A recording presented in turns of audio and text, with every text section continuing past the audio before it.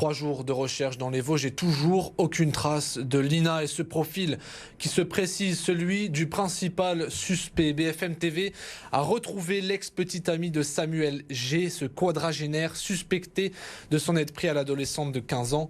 Voici son témoignage exclusif.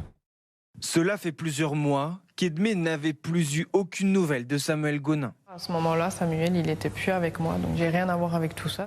Car cette femme de 37 ans, qui souhaite garder l'anonymat, a partagé durant plusieurs mois la vie de celui que les enquêteurs considèrent comme le suspect numéro 1 dans la disparition de Lina, bien loin de l'homme qu'elle a rencontré en mars 2023. C'est quelqu'un qui a de la discussion, qui est intéressant, qui a plein de culture générale. Oui, c'est quelqu'un qui est sympa. J'ai découvert qu'il avait des failles à partir du mois de juin. Une faille dont il lui parle seulement au moment de s'installer chez elle, suite à un différend familial. Il m'annonce à ce moment-là qu'il est bipolaire. Et là, ça a commencé à être plus compliqué parce qu'en fait, j'ai vu l'envers du décor. C'est à ce moment-là que leur relation se dégrade et que le père de famille décide d'arrêter son traitement. Il disparaît à plusieurs reprises, dont une fois après lui avoir volé 5 000 €. Parfois, il est confus. Quand il n'est pas sous cachet, il est assez perturbé. Il vivait sans rien, il est parti sans affaires, il n'avait pas de carte d'identité, pas de carte bleue, rien.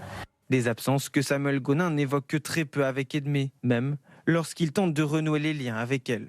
Le vendredi 18 août, je vais attendre toute la nuit parce qu'il ne rentrera pas.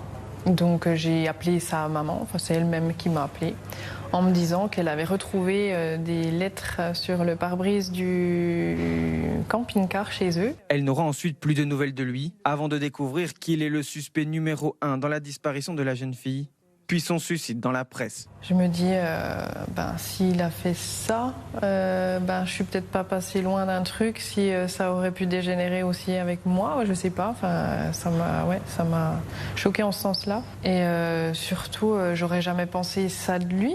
Encore choqué, Edmé tente maintenant de se reconstruire et de reprendre une vie normale.